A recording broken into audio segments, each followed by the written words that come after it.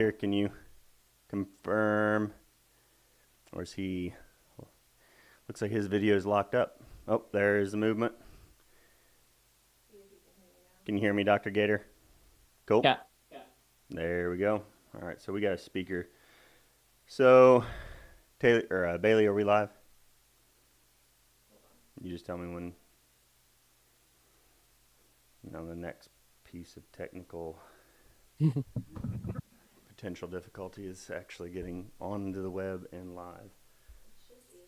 I started streaming, so. All right, so let's pull up Instagram first. Turn my volume down.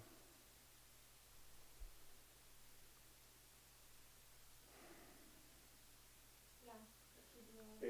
Bailey, are we live? Okay. It says it's having. Okay. We're live on Facebook and YouTube. Live on Facebook and YouTube right now. Let me get Instagram pulled up. Okay. Of course, that was the one I told most people that we would be live on. I said there's like 10 people watching the live on Facebook. Go there first.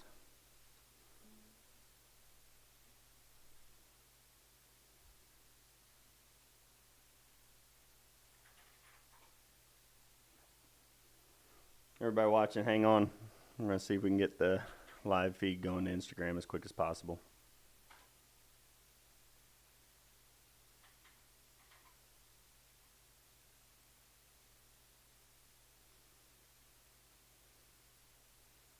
See, that's going to get sent to Ashley, isn't it? I've been logged in though. That's the thing. I've been logged in. But it just I don't know why it's not. just kicked you out. I'll text Ashley real quick.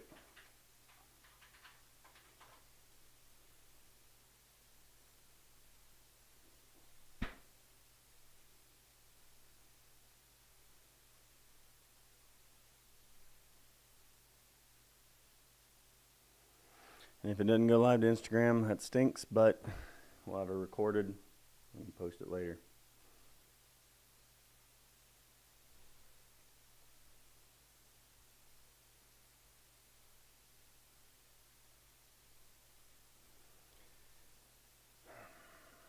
What are you thinking?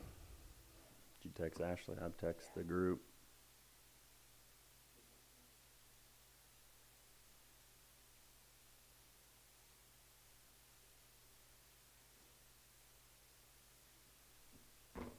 Okay, so if you want to log into Instagram on yours, I have the backup codes.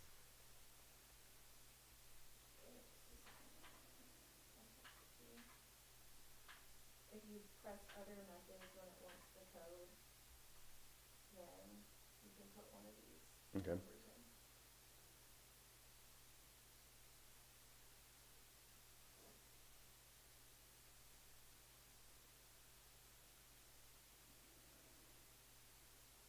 So backup codes. All right. Here.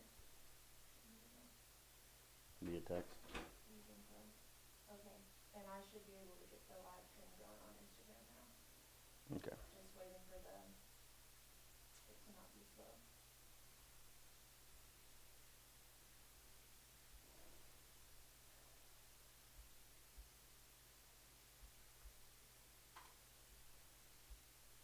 You tell me when Instagram is no longer slow and we'll get started. Okay.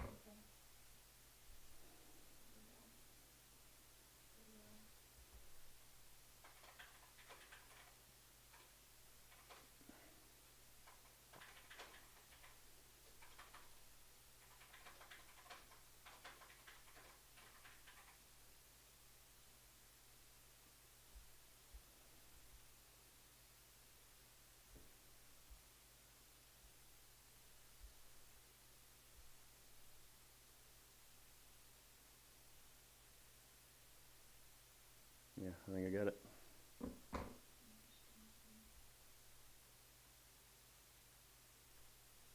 So we're live. We got like 22 people live on Facebook.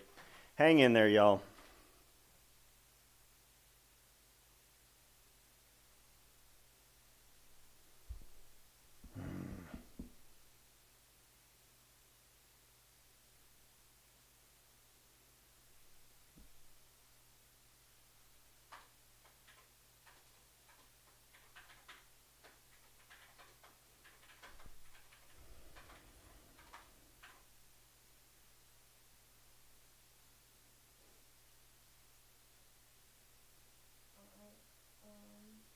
like we're live on Instagram as well.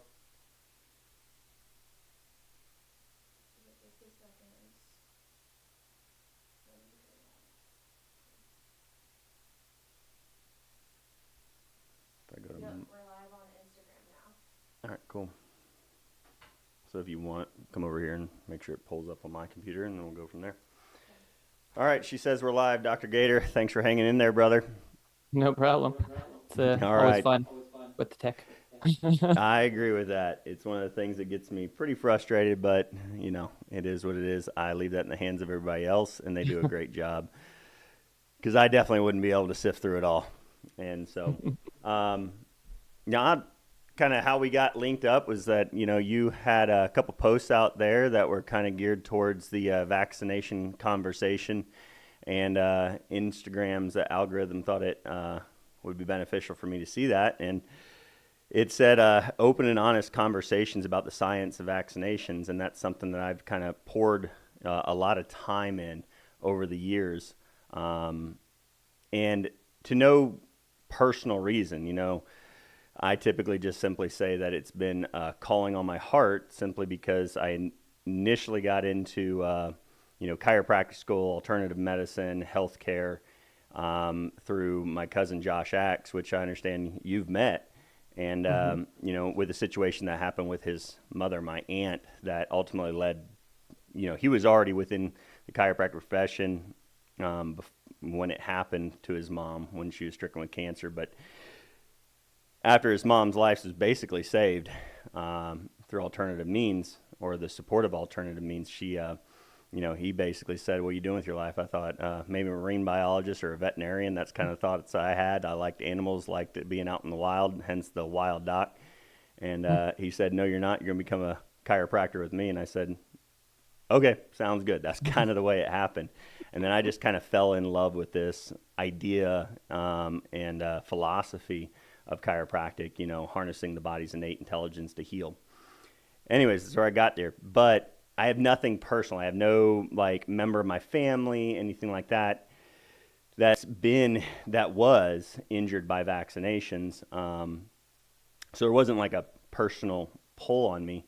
Although I will say that we call him Uncle Mark. He's my cousin Josh's uncle, actually. He died exactly 14 days after his second COVID shot, dropped dead from a cardiac arrest while working out at the gym. And so, but I was already, in it deep, studying vaccinations. So that's a little bit my history. It's kind of like conflicts of interest. I don't sell things. I don't promote things that are, do this instead of vaccinations. It's just, I truly believe that this, when it comes to our children's health, it is the most vital and sacred thing that we can protect as parents. And I truly believe that parents deserve and are owed all they can know and understand about a subject when it comes to their children's health, whether it's food or anything else or vaccinations, to make a truly, truly informed decision on what they believe and understand to be best for their children's health. So, and I think from what I've watched, you're on that same page with me as far as Definitely. informed consent goes. So introduce Yeah, yourself. for sure. So I guess just going back a little bit. So I'm a pediatrician. I did all the regular medical training, went to a great Western program, but I got frustrated with the regular system as I went through. Also met my wife during training, who's more holistic minded, kind of opened up my eyes to some other things and really became very interested in integrative medicine. I'm not against Western medicine at all. I always say this. I always start by saying it. I'm not against it. We have lots of great things that can save your life, and not all medications are bad or problematic. I mean, they're great things. It's just that we overuse it. We jump to medications, and our health is going in the wrong direction in general. We are just seeing this huge spike in chronic disease, and it's not something that's really been talked about until the last few months, which I think is great that we're talking about it now. But that wasn't something that we were talking about just a couple years ago. And for sure, when it comes to vaccines, I mean, that by far has been the most censored topic. And, Yeah. of course, I talk about it in the office, but I really never felt comfortable talking about it outside because of all that censorship. And personally, for me, I believe that people should be able to make their own choices. I believe we should give them information, and then they should be able to make the choice that they feel is best for their family. With that information, informed consent, basically, just like you said. And in my office, I have patients that do the regular schedule, that do a slower schedule, that don't get vaccines. Most people get some, but not all of them. And I don't force anybody to do anything. And I really feel like that is the appropriate way that we should be giving people information so they can make those choices. But what we have seen, especially over the last few years, is a movement towards censoring any conversation around vaccines, and that is not right at all. And thankfully, we have moved to a place where I feel like we can talk about this a little more, which is great. And so that's one of the reasons why I really wanted to get this book out there. I don't take a side. I mean, I don't think there are sides. Our kids' health is the side. That's all that matters. And not everybody agrees on how we get to healthy kids, but we all agree that we want healthy kids, and not talking about vaccines does not get there. And that's why I wrote the book Between a Shot and a Hard Place. It does not tell anybody what to do. It doesn't take a side. It just discusses what the information that's out there, the science that's out there, the questions that parents have, and kind of presents that information in a way that's never been done before. Because any book that you read, and I've read pretty much all of them for this project at this point, they all take a side. They all cherry pick, and that's not helpful for parents. You need to see both perspectives. You need to see RFK beside Paul Offit on the same topic, and having a Yeah. discussion or a debate. Otherwise, we just don't know what to believe. You only get one side. Yeah, I agree with that. So there was nothing like personal. It was just from practice and seeing that the conversation was kind of like you said in your, prelogue to your book, is that first rule of vaccine club: don't talk about vaccines. Right, exactly. And it's not a personal health story per Yeah. se. I think it's a personal story in the fact that I have seen this frustration. I mean, I've been frustrated. I can't talk about it. There's no reason why a pediatrician or anybody shouldn't be able to talk about vaccines without being censored. It's ridiculous. And through the pandemic, I mean, it became just very obvious that these things were being censored. And now we know for sure. I mean, Mark Zuckerberg said it very specifically that they were censoring and asked to censor Yep. true information to that anything that would potentially promote some hesitancy, which is ridiculous. Like we cannot be censoring real or true information. We have to be discussing it. And the very thing that medicine is trying to stop, the very thing, the hesitancy that they're trying to stop, they're actually promoting it. The Oh yeah. reason, like the I guess what I said, the hesitancy, the amount of people that are not vaccinating, the amount of people that don't trust medicine is the highest it's ever been. And that's because we're not having these conversations, I think. Yeah, I agree. I mean, almost 5 or 6 years ago, Dr. Taylor is just graduated from chiropractic school. She just started. She had a friend from high school that was in college, and he was upper level degree. And he, back when I wasn't censored on Facebook, before Mark Zuckerberg and, the Biden administration took my entire Facebook page down, ultimately, what's ironic about that is because, like he said, they made them censor true information. I was actually investigated by the Board of Chiropractic in the health department board here in Tennessee. Yet everything they went through on my Facebook page, I could validate and verify with government documents, court documents, scientific studies, and ultimately they came to say that they dropped all charges against me because they couldn't find anything that I said was wrong. And what's frustrating to me is they investigated me, but I actually gave them William Thompson's CDC whistleblowers documents that he handed to Representative Posey of Florida. And yet I still haven't seen the health department of Tennessee push to have him investigated or subpoenaed for government to ask him the appropriate questions to seek out whether his confession of fraud at the CDC was accurate. Do you know who Dr. William Thompson is?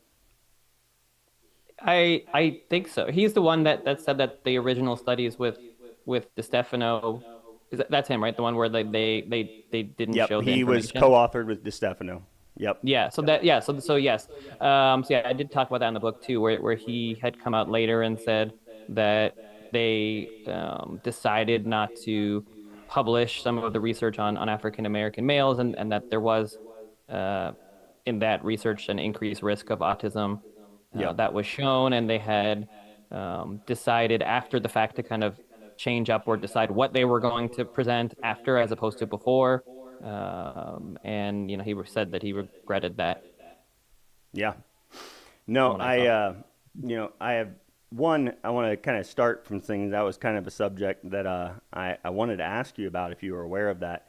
But like one of the things that I have said, and you actually said in your book, was that by not talking about it or being afraid to talk to this subject, that it was cowardice, and that's very humbling that you would actually say that and that you felt that way. So, man, I just want to say that I am very thankful that you're willing to have this conversation. Because, again, like, a medical student or medical professionals in my community, even the health department director, probably 6 or 8 years ago, would not have this conversation with me.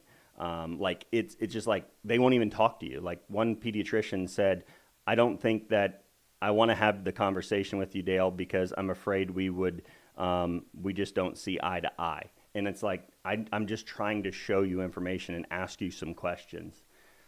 So again, that's, Before you go, can I say, and I think yeah, that is the most ridiculous perspective that we can have yeah, at this point. I mean, it has been like, why can't we talk about it? Why can't people that disagree have a conversation about any topic, but certainly about yep, vaccines, and say, look, you're saying this, but here's my perspective. Where am I wrong? What is wrong about this? Tell me better information. Like that, yeah, that's how we get to a better place, not by saying, no, no, no, vaccines don't cause autism. What are you talking about? Like that doesn't answer any question. We have to be able to say, here's what the information is, here's why I feel this way, and that's how you get to a better place. That's what science actually is.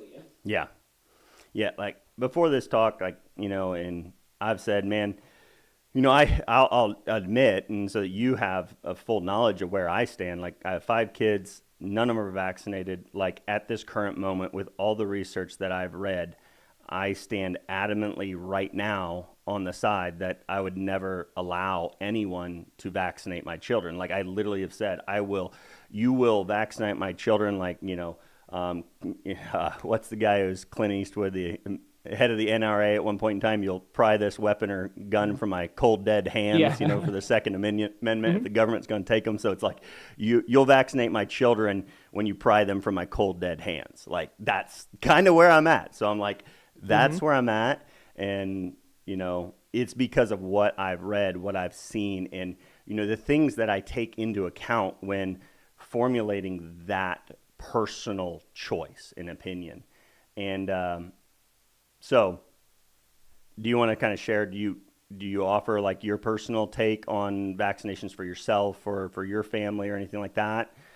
So I mean, I'm always open to talking about it. I don't talk about my family just because I think it's their medical history, my kids, and they should talk about it one day if they want to or not. I But see. Yeah. for me personally, and it's the same thing I say in the office, it's not my job to tell people what to do. Like it's not my job to decide for you what you should do. I think you should be able to decide. The only thing that a doctor can technically recommend is the CDC schedule because that's what's been studied and recommended. And I think we have to be humble, and I have But to be humble in sorry. saying like, well, doesn't matter what I personally think or see. There are a lot of people that have studied this for a long time that have got together that have come to this opinion based on whatever information that they have, and that's the information that they feel is the best. And so that's the consensus. Anything that anybody else wants to do is their personal opinion, and I feel that you should be able to have that opinion. And I do feel like there are a ton of question marks in the vaccine literature, and the more that you dive into it, the more questions that you have. But the vast majority of the problem is that we just don't have the research to be able to make the decisions that we really truly need to make based on the risks from vaccines. We know the risks from the diseases, but we don't really know, I think, a lot of the risks from the vaccines because we don't study them in a way to find those things. And so you're trying to make a risk benefit analysis without having a piece of information that makes it very hard.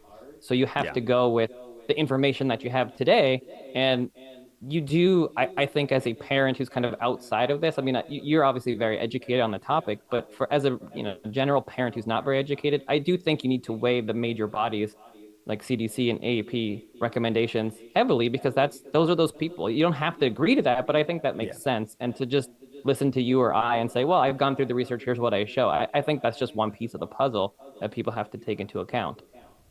Yeah.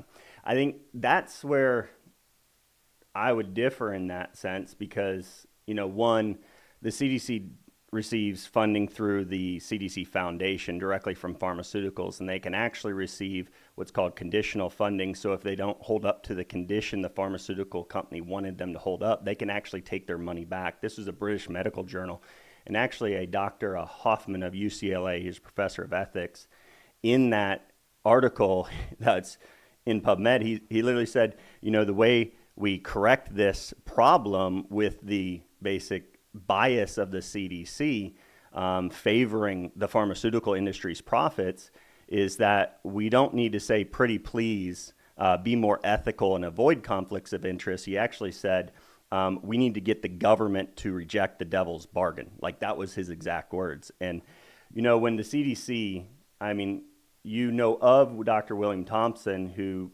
basically has confessed and is still waiting on subpoena from government since 2015 to be subpoenaed and questioned on whether his claims that him and his co-authors committed fraud. Do you know of Dr. Paul Thorson? Yep. So He's that's an it. OIG fugitive. Right. So he's the fugitive. So he was part of the Madsen study. So Yep. this is funny because, I did talk about all these things like very specifically in my autism section, because I think it's really interesting. Like you talking about, probably the two major studies which they base the decision making and the discussions on, and Madsen is the other really big one, because it's purported to be this huge study from Denmark Yeah. where they looked at 500,000 kids, and they really didn't. They really looked at a few hundred kids because they were looking at just the portion that had autism. But regardless, Yeah. that Thorson is wanted for stealing, allegedly stealing money from the CDC and stealing money that was supposed to be used for research for their personal gain, and fraudulent documentation. That was one of the authors on that Yep. study. So I mean, it doesn't necessarily negate the research because there were many authors, but it does put it into question a little bit. Yeah.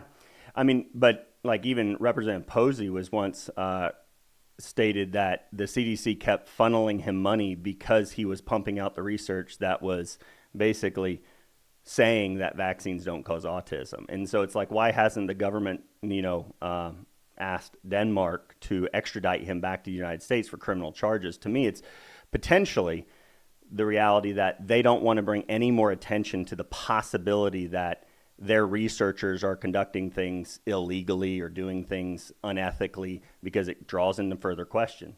And that's the thing is like, so you have the CDC having conflicts of interest. You have the CDC documenting heads of the CDC.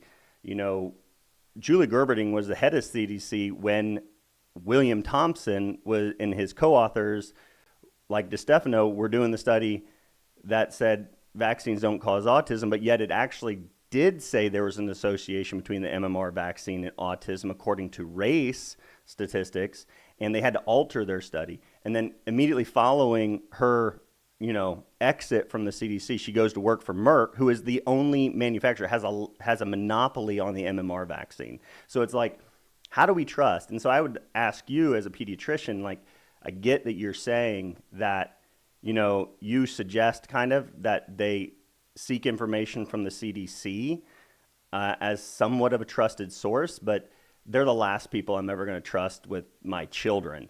In fact, I point this out in anytime I talk about it, is on their website, they say an OIM, so it's an Institute of Medicine's, it's an 830 some page or 816, don't quote me on the exact number, but it's a huge document. It was published in 2010. And they basically say they do not have sufficient evidence and scientific research to say that the vaccine schedule currently recommended is safe, but they also cannot say that it's dangerous. So they say there's evidence that doesn't fully prove one way or the other. Now, they used William Thompson, Frank DiStefano, and Paul Thorson's research to say that they felt confident that vaccines don't cause autism. So they're using potentially fraudulent evidence in that report. So I just want that caveat. But the CDC's website says they found that the vaccine schedule was very safe. Like that was their exact quote. The CDC says it's very safe, but yet when you read the entirety of that 800 some pages like I did, it comes to a complete opposite conclusion, or the middle ground of the conclusion of like, there's not evidence for safety. There's not proper evidence to say that 100% it's definitely causing these 136 different potential rare or chronic conditions that children are suffering with these days. Yeah, so I mean, just in the general sense of what you're discussing, I at least for the book, and when I talk to people, I try to discuss what I know Yeah. for sure based on what's out there. And people can draw their own conclusions for a lot of this stuff, and maybe this is going to lead them to draw some of those conclusions, and that's fine by me. But when I'm talking about it, and as I mentioned before, it's like I don't tell people not to trust the CDC. That's up to them to decide if they want to or not. Those are the major Yeah. bodies that we have. It's the best that we have at the moment, and I think that the best way to for us to have changes in the long run is for people to start questioning these things, start looking into these things, start Yeah. understanding what's actually available, and demanding more and better of them. And until we do that, we're not going to see changes. And when we're talking about autism, I mean, that to me is the most mind-blowing information conversation that actually exists in medicine today. I had no idea. Like I really thought going into it that I was going, first of all, going back, like we're told as doctors, we're trained, the science is settled, the research is settled. We know vaccines don't cause autism. Like we know that 100%. You're crazy. You're anti-vax conspiracy theorist if you even mention it. So that's what we're told over and over and over again. And that's all that and going through medical training, even at the beginning of my practice, it's not something that you look into. Like you don't go to the literature and be like, all right, let me go do a literature review and look at what's out there on vaccines and autism or vaccines and chronic disease. You just assume that the major bodies are telling you the truth or what's out there, or they've synthesized it in a way that's reasonable. So that you don't really know. And I have heard this forever, and obviously questioning things more lately. But when I did the research for the book, I assumed there was a lot of robust research and data to answer that question. And there really isn't, not at all. And that's the craziest thing. Like you can't say that vaccines cause autism, but you certainly can't say that they have been proven not to cause autism, because the only things that have been studied are MMR and thimerosal, a few studies on antigens, but not that much. It's really just MMR and thimerosal. And you're saying that we know that vaccines don't cause autism because we don't have the research to show that it might. There are several studies out there that are not the best studies, but they certainly have shown some indications that maybe there's some links. But the bigger research studies don't show that. So you can maybe say we don't think that MMR on its own, with some moderate level data, is related to autism. We don't think that thimerosal is related to autism. Maybe it's been taken out of vaccines, and autism rates are still going up. So it certainly wouldn't be the only thing that has to do with it. But Yeah. I think that we just don't realize, like we're saying something and it's just not true. I don't think most doctors know it. I certainly didn't. And when you look at the research, it is very clear. And there isn't more, because I went through it all. I read Paul Offit's book and Peter Hotez's book and all these books to look for, like, where is the research? And there are many vaccines that kids get before the age of 1, before they get MMR. So where is that research and data? It does not exist. So those statements aren't factual. They just aren't. Well, there's two things you said there. Like one, the other study and that was actually assisted in its development and design, was through Paul Offit, who profits from vaccine sales, with the rotavirus vaccine at least. And the antigen studies, to me, it's like, I can't help but think that the scientists, even Paul Offit, I think, is smarter than what I'm going to explain here, that he could think what I thought, like common sense. The only reason that the total number of vaccines given to children has actually gone up over time in conjunction with autism rates going up, but yet antigen levels have gone down. Like in that study on antigens, they say we've actually lowered the amount of antigens in vaccines, and we're going to measure autism rates against antigen levels in vaccines. We know they went down, So they chose the one ingredient they know goes down over time, and they measured that against autism rates, which they know have gone up. Why didn't Right. they But measure adjuvants, like aluminum adjuvants, which when you read the body of literature on vaccine development and science, aluminum adjuvants specifically are there to stimulate the immune system, trigger an inflammatory response. And that has gone up. The total number of adjuvants and the amount of aluminum in vaccines and the total number have gone up. So it's like almost everything else they could have measured in vaccines has gone up, except for antigens. But they chose only to plot antigens against autism rates, full well knowing. all of you It's said like, what, to me, I'm like, that's genius, because you got a study you can publish and say, see, antigens have gone down in vaccines, therefore, with autism going up, it's not vaccines. And I'm like, they got it published. I'm like, I don't know how peer reviewers didn't look at that and be like, why don't you just measure the entirety of any ingredient and plot every ingredient, and maybe you'll figure out which ingredient may be contributing. I don't know. all reasonable points. I think, I mean, I looked at that study. The study is not bad, I guess, but it's just a weird way to look at it. I mean, maybe it's a way to look at it in a way where you're going to get an answer that you want. Yep. But I'd say it's spot on. I mean, honestly, like that's I mean, if you actually look at that study, they're really just studying the old DTaP versus the new DTaP, because the old DTP had 3,000 antigens, and the newer DTaP has like 2 to 5. So they're yeah. really not studying kids that have vaccines versus not vaccines. They're just studying kids that got, because it was in the 90s, so they were kind of transferring over. So they're studying the DTP versus the DTaP. So you could maybe make the argument from that study that the new DTaP isn't more, there isn't a bigger risk for autism than the old DTP. That might be a reasonable conclusion from that study. But there are all the other ingredients, all the other vaccines. You're still studying vaccinated kids against vaccinated kids. So you're not really Yep. studying the effect of vaccines, which it doesn't answer the question that you're looking for. It just kind of answers a roundabout way something. But I mean, there are Is it, so many ingredients.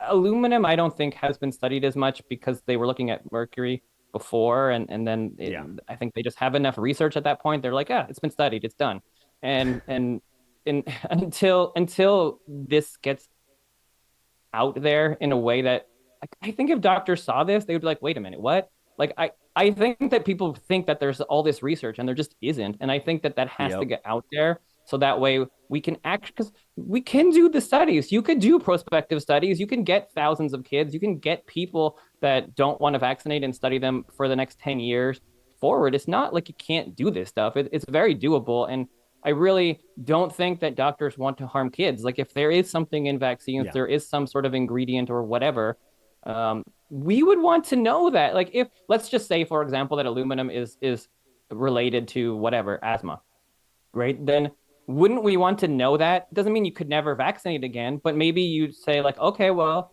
that ingredient is causing some problems. Let's change it. Let's get a different ingredient. Let's see if we can change up the schedule to make it safer. Like that. No Yep. doctor wouldn't want that. But if we don't actually ask the questions and study it and we just say that it's safe, we're never going to make them better. And it's not controversial or conspiratorial to that vaccines can cause issues. They do. I mean, we've taken them off the market. We took the DTP off the market. We took the Man, let's stop rotavirus first moving one off the things around. market. They took the oral polio because it was causing polio. Like these things have happened in the past, so it's not impossible that there couldn't be something in there that we Yeah. couldn't make better. So why not research it? Well, that's, I mean, like RFK Jr. I don't know your thoughts on him, but he is very much that he's like, he's not anti vaccine. He has strong questions and concerns, and he's been labeled as anti vaccine. You could see that in the Senate hearings. But yet, it's like his question about the antibody responses in black Americans. I don't know if you watched that video between, I posted a kind of my take on it, my thoughts on it, and probably what RFK Jr. was alluding to when he said that maybe we shouldn't give the same vaccines to black Americans or blacks, around the world if they have higher antibody responses, because there are studies in Africa that show that high titer or high antibody response vaccines actually have a higher risk of mortality and serious injury. So it's like he's asking a very legitimate question about like maybe we could you know, specify certain vaccines, certain dosages, certain schedules. Like they need to like that's the big issue too is like, you know, the pro-vaccine medical Paul Offit's CDC, they don't even entertain the possibility that they could make vaccines safer. Right, right. I mean, my take on RFK in general is just similar to what you said in that he is a very intelligent guy who has gone through this research for a while now, was kind of thrust into this. It wasn't like maybe his major passion or anything like that, but he has become kind of a symbol, I think, in the vaccine world, and he asks really intelligent Yeah. questions, and that is a threat to the lack of research that exists. And Yeah. so it's easier to kind of label him. And you know, when I even went through med school, it's like, oh, he's an anti-vax. You don't. That's what you hear, and you're like, all right, you dismiss it. Then you actually listen to him talk, and you're like, oh, he's making some good points. Yeah, and again, you don't have to agree on every single thing that he says. You don't have to agree on every single thing that anybody says, but he's certainly asking good questions, and there are a lot of reasonable questions. I think, and I wish that I could spend a little bit of time with him and speak to him about some of the stuff that he says because he's Yeah. not always very specific with what he says, and a lot of Yeah. times I know what he means, but he says things that are kind of half true or Yep. not specific enough for the thing that he actually wants. Like he'll say sometimes, "Oh, I've heard him on many like podcasts or news stories saying like, oh, the vaccines have not been safety tested or they haven't been tested against a placebo." And it's like you have to be very specific. Like they have been studied a ton. They have been placebo tested, but they haven't been inert placebo tested. And he says it sometimes, like he said in his book, but he doesn't always say it. And like some of these specifics are very key if he wants to get modern medicine to change. Yeah. And I think he just needs to be very specific with some of those things that he isn't always specific with. And just like you said with, you know, the African American, I think he needs to be very specific if he's going to say things that have to do with race. But I think his general point is we're not all the same, and therefore maybe there are differences between race or gender or whatever, where maybe you know different vaccines would be better for different people, maybe higher doses, lower doses.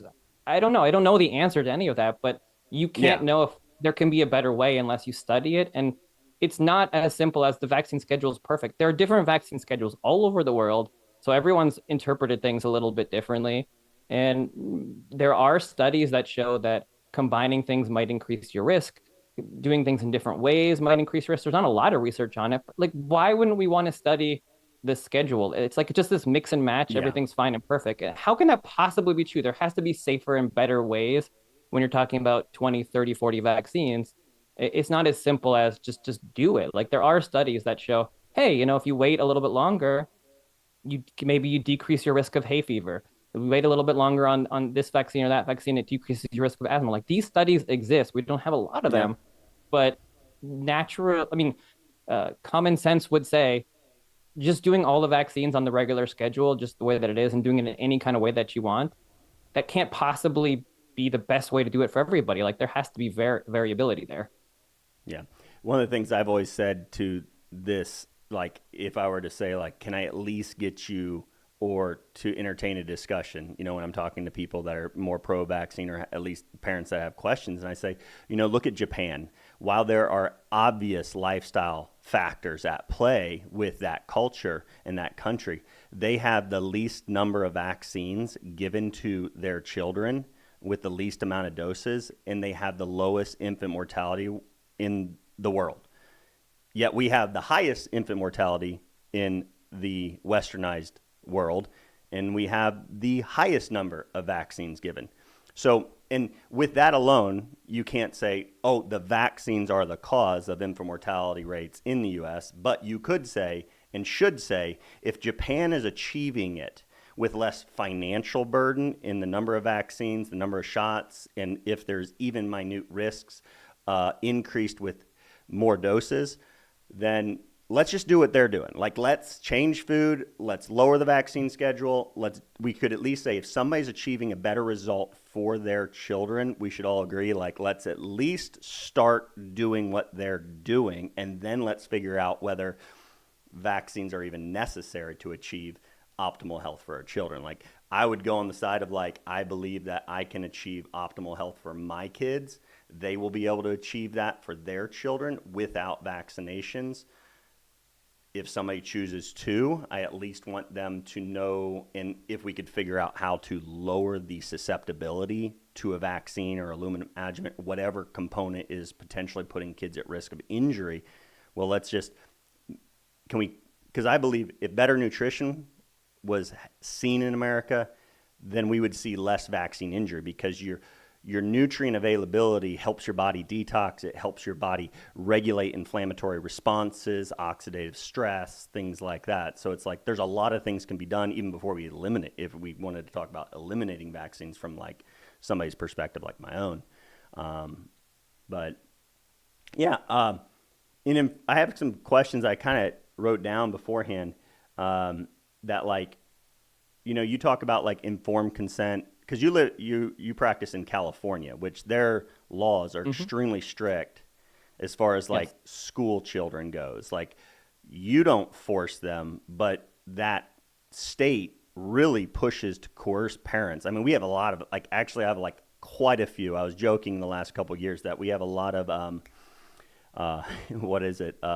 Refugees. We have California and New York refugees moving to Tennessee right now because they want to escape forced vaccinations for their children to go to school. So how do you navigate informed consent, given that without information being done appropriately to prove safety? Like, that's well documented within the medical literature. They admit they haven't done the studies to say that the schedule is safe, that individual vaccines are appropriately safe. So how do you navigate informed consent? Like, I love that you're writing the book and you're bringing perspective into it way more than any pediatrician in my hometown does. So it's a very, very good question. And so to me, first of all, in terms of school, so you're not forced to get vaccines in California. You are forced to get them to go to school unless you get an exemption. Gotcha. But basically, it's really hard to get an exemption. So you still have a choice as a parent to not do them, but you have to homeschool, which is why so many people do leave and are going to Texas and Nashville and other places like that, which has been a big, not for many reasons from California, but that's certainly one of them where in my world. And that's what people do sometimes. I do lose the majority of the patients that leave my office. If they're leaving, it's to move somewhere else. So that definitely does happen. Informed consent doesn't change. Your point is noted that there is more research that's needed, but when you are giving informed consent about anything, you're giving the best information that you have today, with what is out there and discussing the pros and the cons. So I think one of the hardest things with the conversation, and I do say this to patients, is I do think that we're missing a portion of the information that we need for true informed consent, for understanding of the risks of the vaccines. I think that's the big thing that's missing long-term risk, because of the way that the research is done. But you have to make a decision based on what you know. You have to make a decision based on what we have today. If we get better information, we can make decisions based on that. But you have to decide whether you want to get a vaccine or not based on what we know. And there are risks to getting a vaccine. There are risks to not getting a vaccine, and you have to decide what you're most comfortable with. And you can't know what we haven't studied. And so you have to make a decision based on all the information available today. So that to me is informed consent, understanding what we do know. And that in that way, if the information is such that it leads us to question vaccines or creates more hesitancy, then that is what the research is. And that's going to need to push more research to be done. And I don't think more research is going to get done until people start to question it. And that is my hope with the book, is having this discussion to open up the debate and the discussion and start moving things away from everything's just proven and we know to, well, here's what we don't know. Here's what we need research on. We actually don't have research on this stuff. Let's get some studies going and let's have a much better understanding 10 years from now than we have now about autism, chronic disease, because it may turn out that really it doesn't have anything to do with the vaccines. Maybe that will turn out to be true, but that doesn't stop us from wanting to know why we have such an increasing risk of autism. We should have everything on the table. And you go back to when there was all this discussion about mercury and thimerosal, and that was, if I was there in the middle of that 10 years ago, I would have really strongly believed that was a big factor. And it doesn't seem like it is based on the fact that it's still skyrocketing and they took it out. So it is true that you can correlate something without it being causative, but we need to figure out what, if any, relation there Yeah. is to that or chronic diseases, I think. And I don't think we have. Have you ever read the studies on LPS injection, just immune activation? And this is like where it's like we need to clarify, kind of like you're saying with Robert F. Kennedy Jr. The beauty. So when I talk about the subject, I don't want women to all be like extremely fearful and afraid, about any and all infectious diseases and live in fear, when they're pregnant. But what they've found is just simply lipopolysaccharide, that's a byproduct of cellular metabolism, bacteria in the GI can translocate into the body and actually be allowed to for upregulation of the immune system. But it's injection of that into animal studies have shown that the initiation of immune activation can alter brain development on the offspring. And then there's the study, I don't know if you've read the study where they found like a 2.35 risk increase for autism in the first trimester vaccine group. So pregnant women were given the flu vaccine. First trimester is where they found the risk. And I'll ask you, I want your thought on this. They brushed it aside and they say, we believe that is by chance that that association was found. So I mean, one of the theories for sure on autism, and it does make some sense, is that it's some sort of in utero insult. So, so genetics mixed with some sort of insult. And there certainly are some studies that show that immune activation can trigger, especially in animal models, something similar to autism. So I think it is a reasonable tract of research to be looking into. I don't think we should just assume things are by chance. There have been several studies that have been done in pregnancy, and some show some potential and others don't show a reaction. Obviously, the majority of research doesn't show it, but again, it's like who's doing the research and what are they looking for?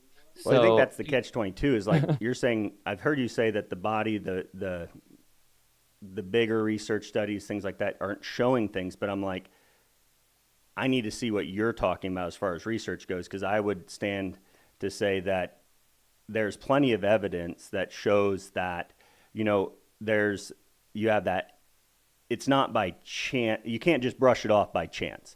You found a statistical risk.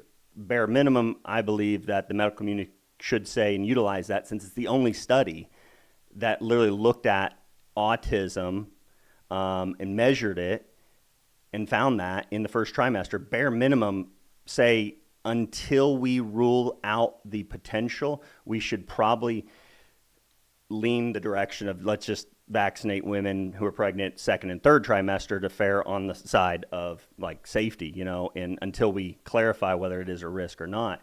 There's the IL-4 studies. Have you read the study on the mouse study that they gave the hepatitis B vaccine day one of birth to pups, and IL-4 mediated immune activation in the brain caused delayed neurodevelopment, and then symptoms became, the mice became symptomatic to autism-like features at 8 weeks.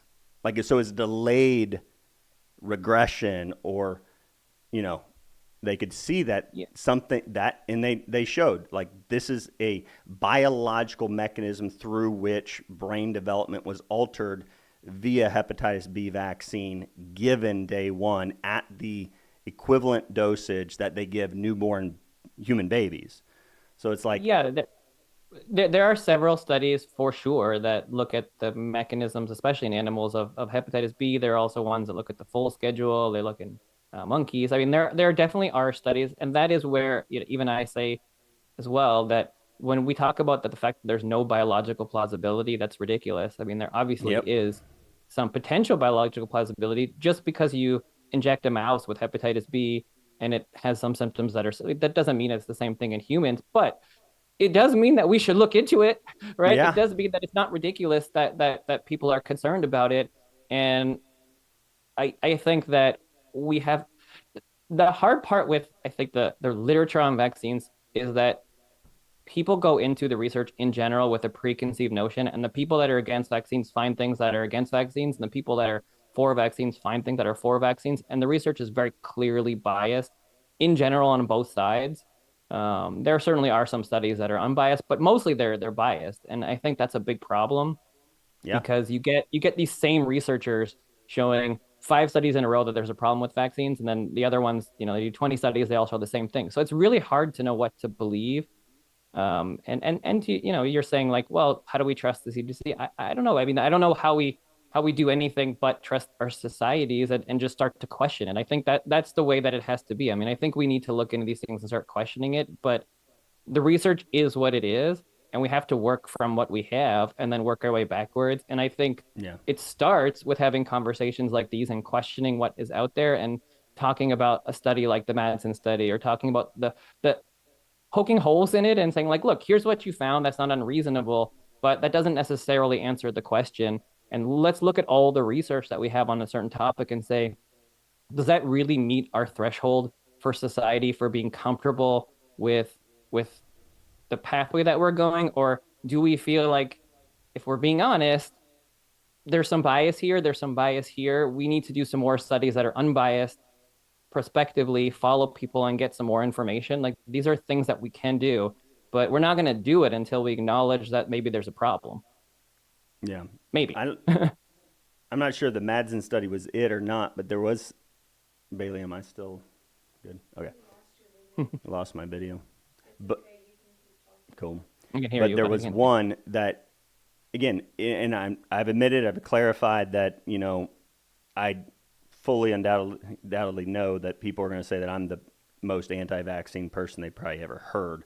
But, the Madsen study, or one of them that the CDC uses, they used the analysis of a temporal related diagnosis of autism following vaccination. And they said because there was not a close enough within a time frame of that vaccine, that they ruled out the association. But yet they admit within that study that they concluded vaccines don't cause autism, there's no association, because they were diagnosed so long after the vaccines were given. But yet they admit parental concern had a statistically significant increase in roughly 6 months following that vaccine. So they're saying the concern of the parent was within a very short amount of time following the vaccine. But because we're measuring diagnoses of autism, and we need diagnoses to be within that short time frame, but yet I'm like, are y'all like not looking at the other research that shows it takes 3 to 5 years sometimes for a child to receive an autism diagnosis? That was one of the things that I did years ago, was look at that obvious fact that, like, well, you should have done it within a certain amount of years if it takes that long. So it's like, again, this is my bias. I'm going to let people know that I lean that direction of, like, I see that as, I don't know. I'm like, is there maleficence in that? Is there, they trying to deceive? They trying to hide? Was that selective choosing? Why didn't they just say, when were you concerned? How soon after vaccines? Is there an association with parental concern? Doesn't mean the vaccines cause autism, but if there's an association with parental concern shortly after vaccination, then that gives an association to that. And yet they say no. And so, yeah, I mean, we can I'm go in jaded circles about towards this the forever. CDC and a lot of these, Yeah. And so that's, Which as a is fine. father, like, I speak to this, while I'm a chiropractor, need to let people know that. So don't take this as medical advice, but it's like, I'm speaking to it as a father, like, in just using common sense. I'm like, man, why didn't they ethically say before we ever, because they recently, Fauci said, ethically, we need to use placebos, like inert placebos, in vaccine trials, because they found out that the HIV vaccine did not have beneficial effects. But when they measured vaccine response, they would have said, like childhood vaccines, they stimulate immunological response, they stimulate immunoglobulins against the virus. So therefore, there we go. There's benefit. That's how they say that childhood vaccines work and are beneficial. They don't measure it against all-cause mortality. The few studies, the Guinea-Bissau study, found a five-fold increased risk of all-cause mortality. And that's one vaccine, all-cause. And I know that we don't use the DTP vaccine in the United States. Then it leads me down, like, why in the world is the medical community up in arms that any country is using a vaccine that is qualified to be unsafe to be used in America? Are we racist? Did we not give that information? If the U.S. government and medical establishment said it's unsafe, it's causing neurological harm, it causes increase in mortality, but yet that's the number one vaccine given around the world. Why don't we pull it off the market for everybody? If we have a safer vaccine, why not? But there's a lot of rabbit holes. Like this subject, this conversation, I'm sure you would admit, you probably spent hundreds of hours, thousands of hours just in a few years to write your book. And I've spent 10, 15 years now. Since chiropractic school was in 2009, I graduated. And I was studying this subject and gathering information back then. And so it's like, it's a never-ending conversation. I don't know anything. I appreciate the fact that you say that you concede there will be areas where my understanding can evolve. I don't know everything. So I really appreciate that this is currently where you're at, and your take is what your book is going to be able to provide people with from a perspective of a pediatrician. So I appreciate that. Yeah, I mean, everything you said is in line, for the most part with what I'm aware of at this point. I just think that people are not aware of a lot of this stuff, and these conversations have never been had. And it's time to have them. Like, I didn't know anything about the Guinea-Bissau research until RFK said it, and then I looked it up. I was like, that can't be true. And then you look it up, and it's like right there in plain sight, and there are multiple studies that show similar things in Africa. And again, it's like there's this one-sided argument of vaccines give you a protection from these diseases, and I don't think that many people are arguing that. Even in those studies, it shows that diphtheria, tetanus, pertussis, those rates are lower. But the question is, what does it do to you overall? And at least in those studies, it increases your risk of mortality by a large amount, and not just one study. So these are things that we have to look into. I mean, these are questions because it is a risk benefit, and if you increase your risk of dying from getting a vaccine, that's not a good vaccine, right? That's not a good protection if you like decrease your risk of getting, I don't know, Haemophilus influenza, but then you die 10 times over. Like that, you have to weigh the pros and the cons, right? So, and it's not to say that is true. I don't know. Maybe there are other factors in those studies that they didn't look at. I don't know, but it's obviously a reasonable thing to look into if you're finding those things. Like, heck, these kids are dying at 5 times the rate. Why? Like, is this related? We better figure that out. And it's not like there aren't other vaccines where we've seen this. Like the new RSV vaccines the Moderna one had to be pulled off the market or never got to market, never finished their trials because they were finding much higher rates of kids going to the hospital for infections because it was causing immune activation, and it was whatever reasons that they were finding for that. But the kids were more sick. Yeah, increased they were risk more of sick from that vaccine. They brought it to market for a very short period of time. No, not the RSV vaccine, not the rotavirus one. Oh, the rotavirus. Oh, my bad. I thought. Yeah, so the new RSV vaccine. Look, Moderna was testing it, and they found that kids never came to market risk. with the first one. Yep. Never came to market because kids at a much higher risk going to the hospital having severe respiratory infections. The kids that were on the vaccine. So we have these conversations like vaccines can't cause issues or can't create these problems, but then we have all these case studies where it does. So I think we just need to take that and look at it and be like, well, maybe we're just looking at it from a certain lens, but we have to look at it from different lenses. And that's not to say that the other vaccines are doing anything like that. Like maybe this vaccine had a problem and they caught it and they didn't put it on the market. That's good. But maybe just because they caught it, maybe we didn't catch it in some of the other trials, and just because they weren't looking in that way, or maybe they weren't looking 10 years out, and that's where all-cause mortality increases. And how would you know that? Like there's no mechanism currently to really figure things out long term. I mean, you have the pre-licensure trials where you studying things for a couple months, maybe a couple days, maybe a year, whatever it is. The Hep B vaccine, like you said, Brecca, is that it was 4 days. 4 days. I mean, there are other trials and other research, and they, stuff. But either way, they're short term. Whatever it is, we're not looking at it long term. And there are we have VAERS, we have vaccine data link. Like we have things that kind of look at signals later, but mostly it's just self-reported, and there's no way to say that you got cancer 10 years from now because of a vaccine unless you make that connection. And if somebody dies from cancer, they're not going to go to the VAERS and be like, oh, I died from my vaccine when I was Yep. 2 days old. You're not going to think Yeah. that way. So the only way you could start to ask those questions is to look prospectively and follow people. And there is no mechanism to do that right now.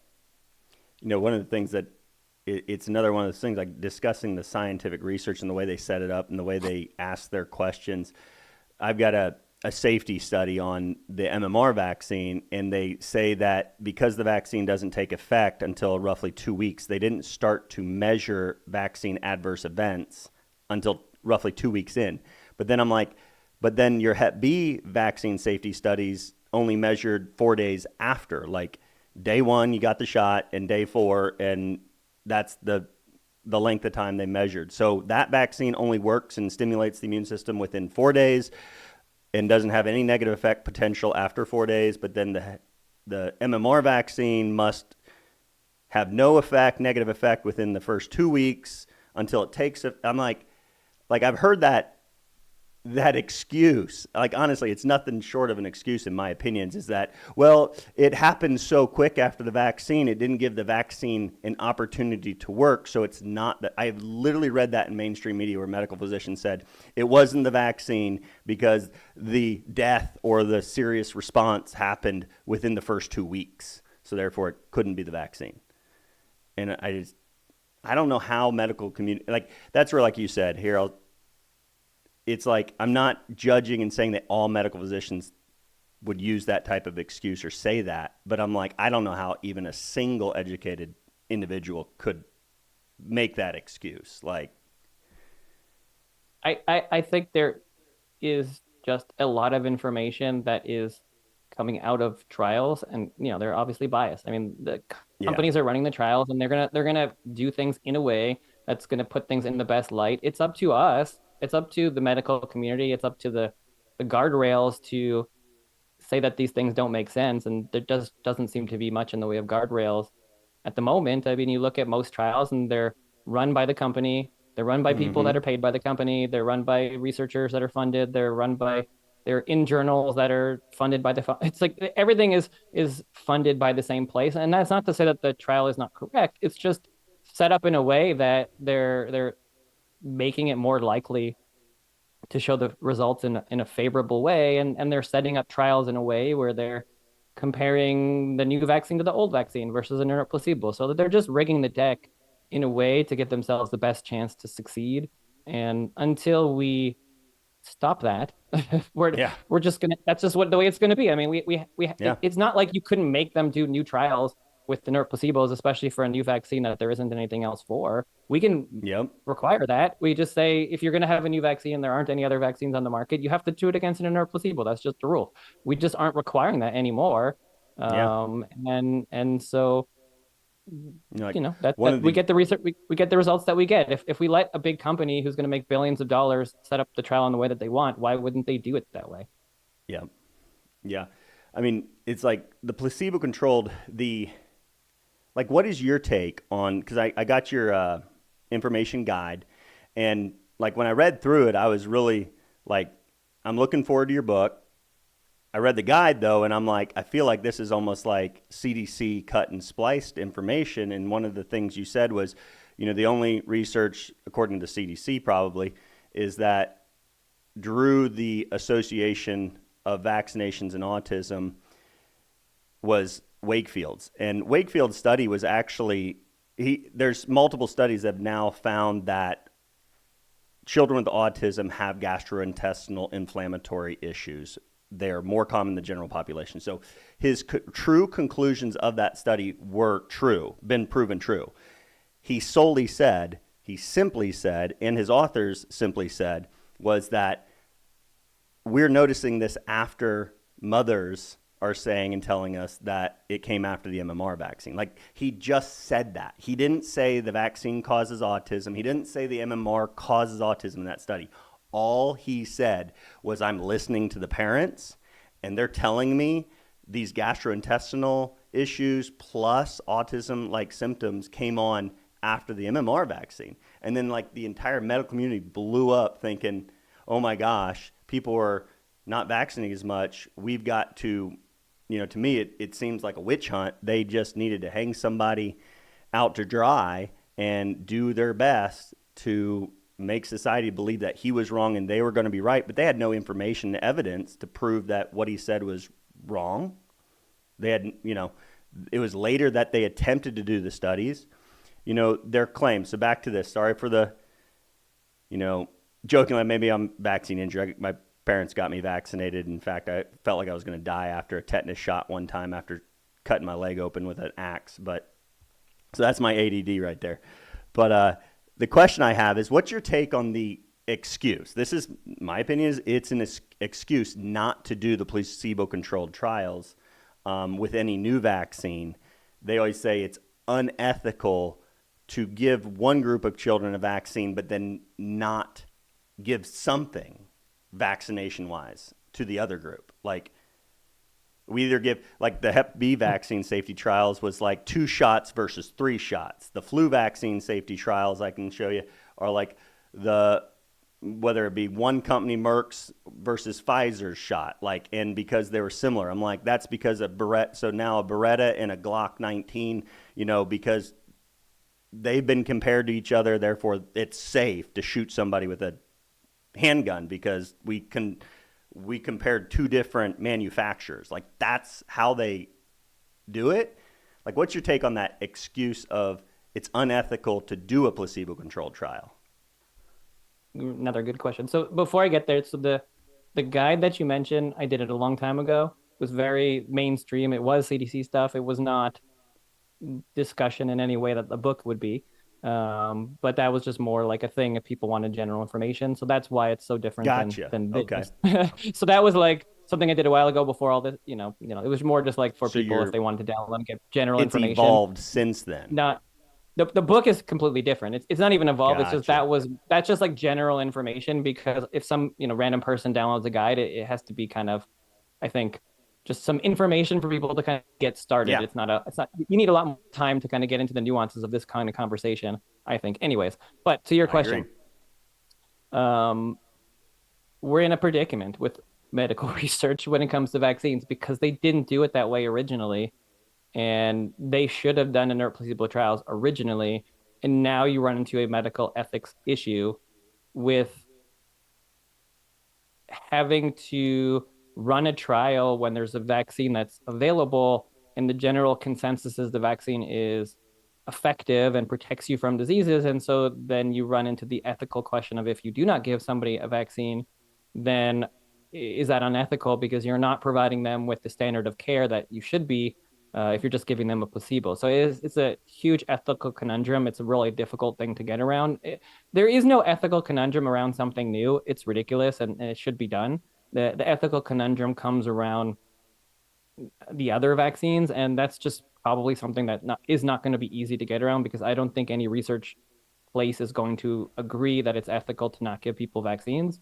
So you have that conundrum, and you can agree with it or not, but you're very unlikely to see a clinical trial that doesn't give kids the standard vaccines, which really puts you in a safety study predicament, because you're studying vaccines in the setting of vaccines, and you're saying that your new vaccine doesn't increase the risk of X, Y, or Z, but that doesn't take into account the effect of all the other vaccines. And when you're getting 5 or 10 vaccines and you add one more, then you're maybe not that likely to see a big difference in some of these things if the first ones already create the problem. So you have this ethical issue now that makes it really hard to study these things in a safety way in terms of against an inert placebo, because the placebo group has all the other vaccines. So I don't know. There's no easy answer for that. The answer to it in general is going to have to be doing things with people that choose not to vaccinate, which doesn't give you the best level of research, but it is going to give you something. That's what we're going to need. Because what they say is, well, then, those who choose not to vaccinate, take my family, for example, we eat organic, we raise our own beef, we, slaughter our own animals, it's like, so we eat quite the different diet than the standard American family. So then that biases the potential of all of our health benefits not being because we're not vaccinated, but because Correct. our other life choices that are, you know, Right. in, And, and I will say, so to me and in the book, that is my solution at this point to what we have to do first. All those things you said are true, and that doesn't matter. I mean, it still gives you valuable information, and the conclusion that you may be able to make at the end of the day is an individual who is unvaccinated in their lifestyle has a lower risk of asthma from kids that aren't. I mean, that's what you might find. You won't be able to say it's just from the vaccines, but I think it's still yeah, extraordinarily useful to be like people that are living in this way are having lower risks of chronic diseases. If you don't find it, then it's not the vaccines. But if you do find something, you can't pinpoint to the vaccines, but you can say, well, look at this group of people. They have a much lower risk of chronic diseases. What are all the things that they're doing? Let's start to do that. It's kind of what you're saying with Japan. It's yeah. like at least we can kind of get that information first. That's very doable, It's a and starting point, is what I've said. it doesn't break the ethics in any way to do it in that way. It's not perfect because it's not blinded and it's not randomized. So there are things that are missing from the best level of research. But if you can't get that other level of research because of ethics, then at least you can do this. And I think it would be extraordinarily beneficial if let's just imagine 10 years from now, you have this study with thousands of kids, and the children with the unvaccinated lifestyle have I don't know, 1 out of 10, like a 10% risk of getting autism versus kids that live the normal, vaccinated lifestyle. That is valuable information to say, like, hey, some things that these people are doing are making a difference. Or you might say, you know what? It's exactly the same. The unvaccinated lifestyle and the vaccinated lifestyle, the kids have the same autism rates. That's a useful thing to know. Yeah. I think, to that ethical argument, my stance is it's unethical not to do them now that we have studies like the IL-4 animal trials, like we have the vaccinated versus unvaccinated observational studies, the Guinea-Bissau studies. Like, how is it unethical to say if we took away the DTP vaccine in the United States because it was injuring kids and we swapped it out for the DTAP, the acellular pertussis vaccine, and we just said, well, the DTAP is safer. Well, how much safer? Is it like instead of a 5-fold greater mortality from all causes, it only causes a 4-fold or a 3-fold, 1-fold, a 499%? So like a 1% less, not 5 times, only 4.99 times. Like, it's like that's the way they decided that the DTaP is safe. So it's like all available evidence on DTP, which is the measurement by which you say the DTaP is safe.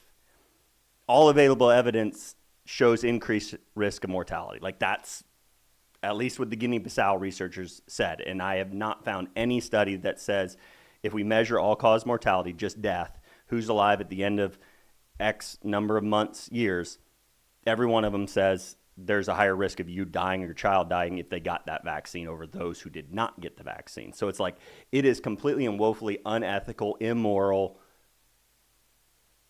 I'm going to lean the direction of like questioning, is it evil to say to not do these placebo-controlled trials? Like, I can't fathom how, if researchers are getting through peer-reviewed and saying there's never been a study that shows survival benefits, all studies are showing risks of death and harm. How is the medical community, CDC, anybody leaning on, well, it'd be unethical not to give at least one vaccine, the DTP or the DTAP, and coupled with the reality that, go ahead. I think it just comes back to the different perspective that you have research and the perspective of how safe vaccines are versus not. And the mainstream, believes wholeheartedly that vaccines are very safe and that um, that it would be unethical. And until that ethos changes, it's going to be very hard. Don't disagree with what you're saying in any way. I think it's very reasonable what you're saying, but that's not the reality of where people are in the mainstream area. And so for the Yeah. time being, that's not going to happen, I don't think. But I think it's ridiculous that we wouldn't say, hey, look at this research, look at what this DTP research is showing. We better go look at this in other ways and see if we're seeing something similar. Like, hey, if we're seeing an increase in all cause mortality, can we do some more studies around the world? Like, what other databases do we have? Can we look at DTP in other countries in Africa? Is it the same thing? Can we look at it in America? Is it the same thing? Oh my gosh, it is the same thing. Well, now you're at a different place where you're like, okay, we got 30 studies that have been done by people that are like super pro vaccine that are like, wait a minute, what are we finding here? And then that will maybe lead people to change their mind. But I again go back to until people are willing to have this conversation, then nothing's going to change because it involves Yeah.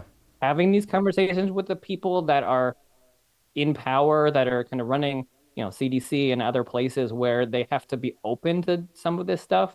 And that is, again, my hope with the book is not to tell people to vaccinate or not vaccinate, but to really open up debate and discussion for these kinds of things so people can start watching these kinds of things Yeah.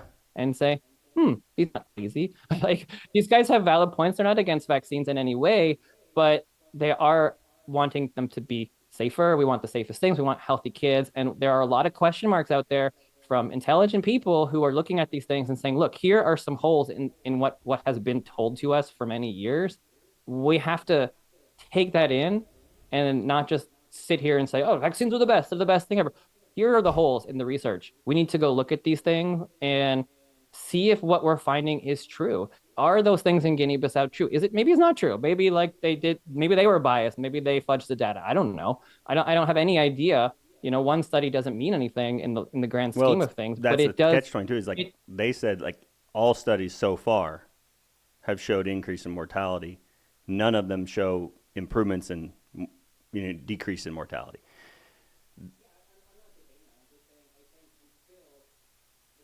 On one side start to look at this stuff and start to do it themselves and start to say, Yeah. or they even just enough of like the mainstream looking into these things without the lens of everything's perfect and reporting on Yeah. it, like reporting on the real research that is available. Until we're not going to get anywhere with autism and vaccines until people stop saying that the research is settled.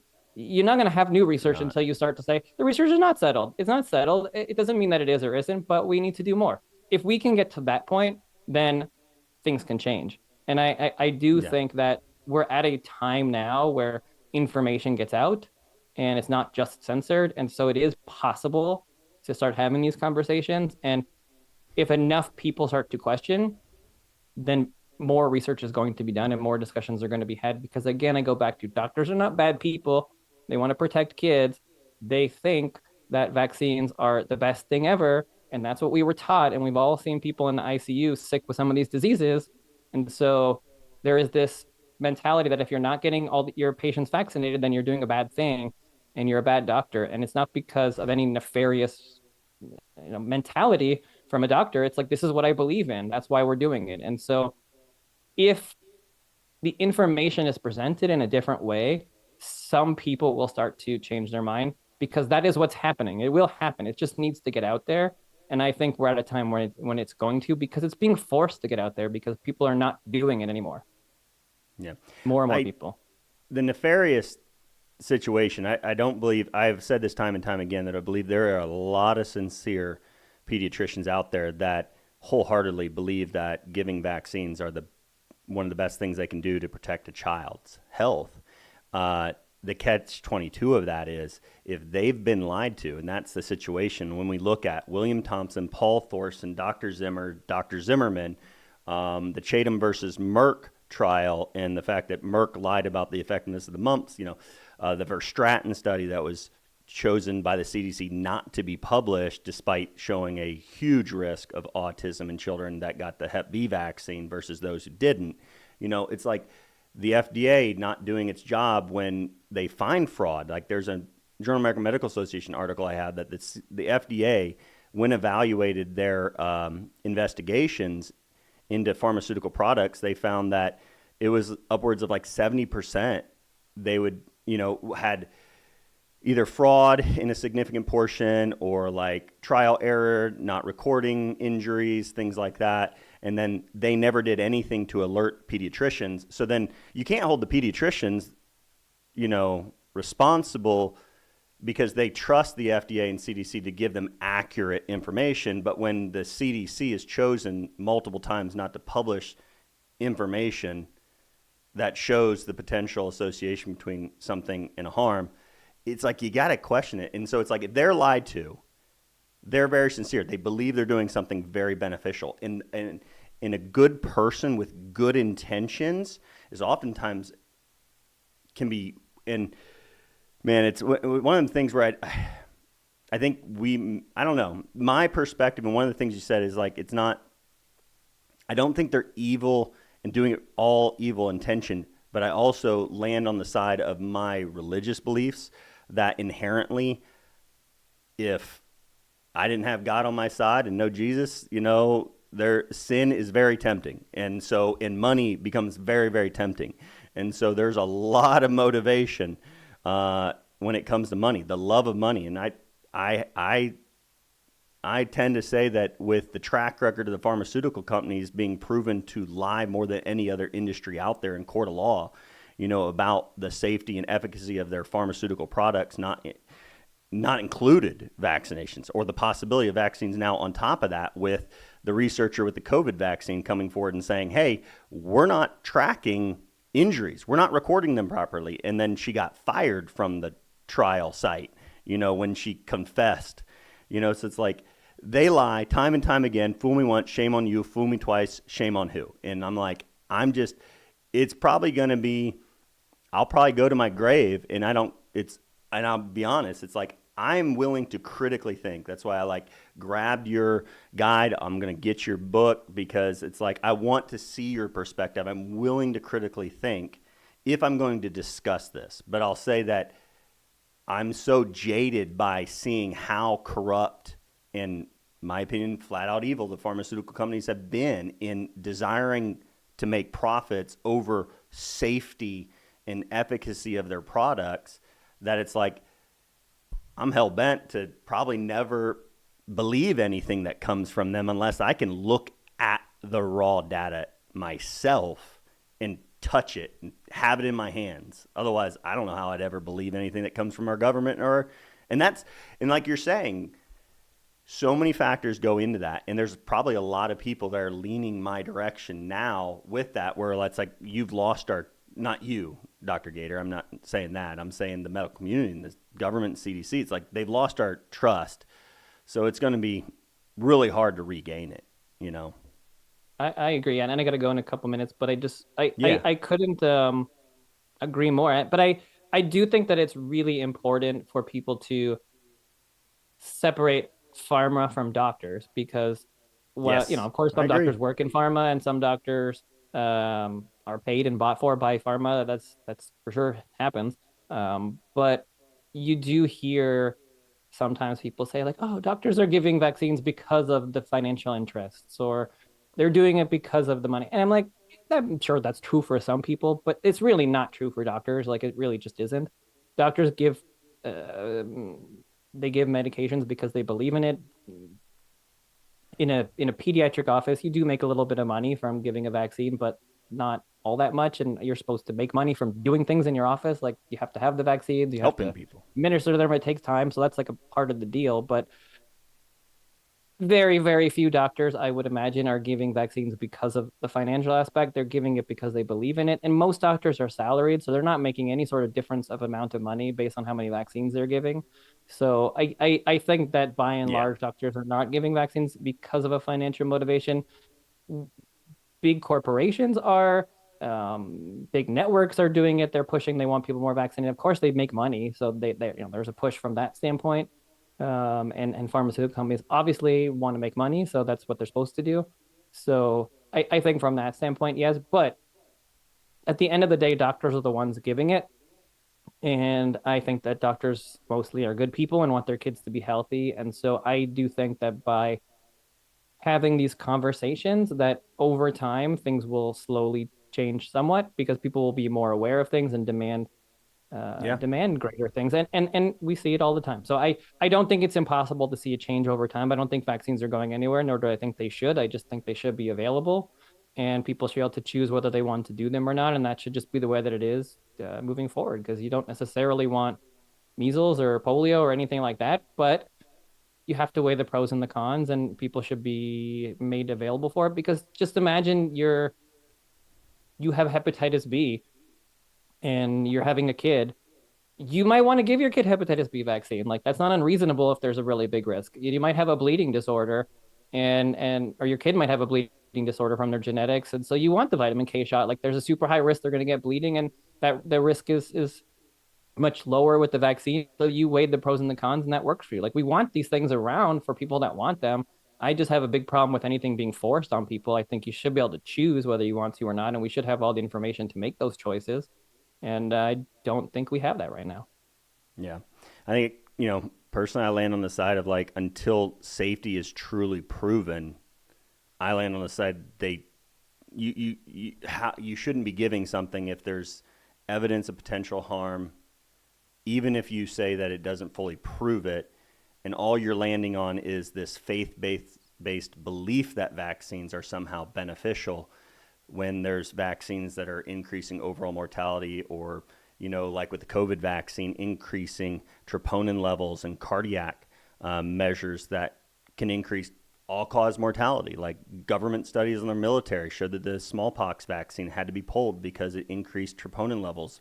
At the smallest amounts measured, they said it significantly increases lifelong risk of an increase in all-cause mortality. And it's like, so I land on the side of things like, until it's proven safe, I don't think it should be available.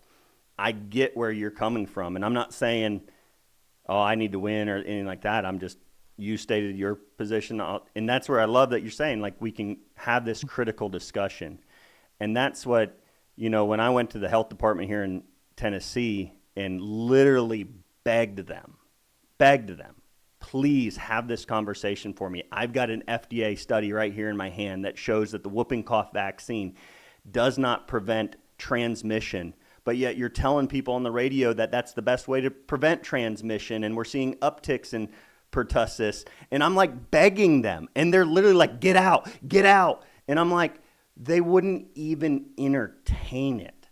And it's like where my heart pulls is the pull on my heart is like, I'm like, I believe, this is what I believe. I believe that if parents read, or even Dr. Gator, if you, like, you've known, when I've said a study, most of all of the studies that I've, thrown out there, we've had a discussion on, you've read, I've had discussions. But now, not before. If you had asked me this 3 years ago, no, I wouldn't have known any of them. Gotcha. And that's the thing is, like, I would love to, if you've got questions, I don't know if you had the placebo-controlled trials Bill Gates funded in Africa on the pregnancy, the flu vaccine during pregnancy showed 152% increased risk of fetal loss. And, that's a placebo-controlled trial. That's the only placebo-controlled trial ever published that I know of on the flu vaccine in pregnant women. And it literally, every measurement in fetal outcomes was in the negative, meaning everything was harmful. Like, it had no benefit whatsoever. And they even had another placebo-controlled trial that showed no reduction in flu-related deaths. And I'm like, so it's like, if I could give parents all of the information and knowledge that I've accumulated over the last 16 plus years of studying this subject, I believe that's just the way, I can't fathom how they wouldn't land where I land. But yet I believe it's like the weight of all of it. It's like we practically need to at this point in time, because there's so much bias and so much polarity to it. It's like we really need to be able to lay it all out on the table. And it's like 9 months isn't even enough time to read through all the vaccine research. So it's like, how does a parent even get the opportunity to make the best informed decision for their children? But at least people like yourself are finally having this conversation. So thank you. I know that was long-winded ramble. No, great. But man, thank you. Yeah, thank you for having it. And hopefully people don't hate us too much, but that's fine. They can hate me all they want. Yep. But it's going to come from having conversations like this, and I hope that my book is a small piece moving forward in the conversation, and I think that it will be based Yeah. on what I've seen, and I think people are ready to have it. The timing is good. I think in the grand scheme of what's going on with health in America right now, and so we'll see. I don't know what's going to happen, but I do know that the conversations need to be had, and people can be mad all they want, but the research is the research, and as things start to come out and people start to look at things, which they are starting to do, then hopefully things will change. But yeah, I appreciate you having me on and chatting, and Absolutely. um, Yeah. I mean, yeah, I hope people will go it's research. there's been no better. Well, there's been a better time. It's kind of like when's the best time to plant a tree? 100 Hmm. years ago. When's the next best time to plant a tree? Today.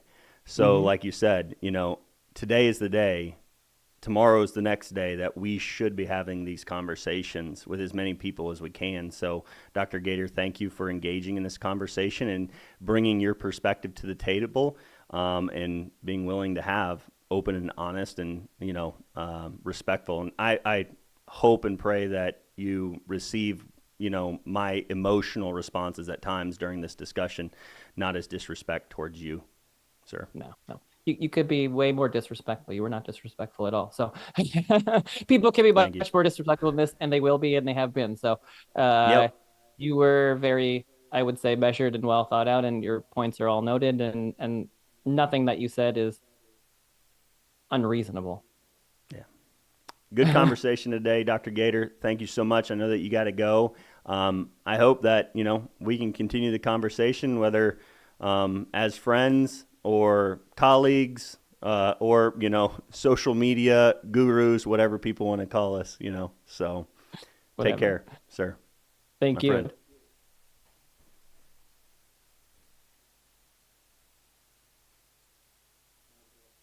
That was good. That